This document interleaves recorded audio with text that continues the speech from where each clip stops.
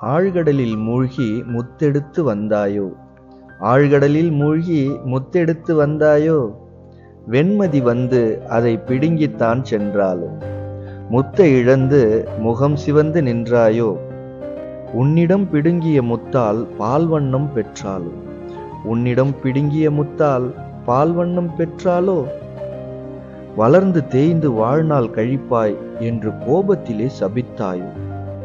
முத்துச் சிப்பி தருவாயென அலையடிக்க காத்திருந்தேன்,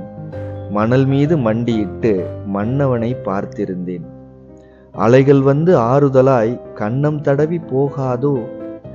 அலைகள் வந்து ஆறுதலாய் கன்னம் தடவி போகாதோ, குரங்கு சாமி நானாயிருந்தா கிட்ட வந்து கேட்டிருப்பேன். முத்தை தோற்று மேகத்திலே வலியுடனே மறைந்தாயோ, முத்தை தோற்று மேகத்திலே வலியுடனே மறைந்தாயோ,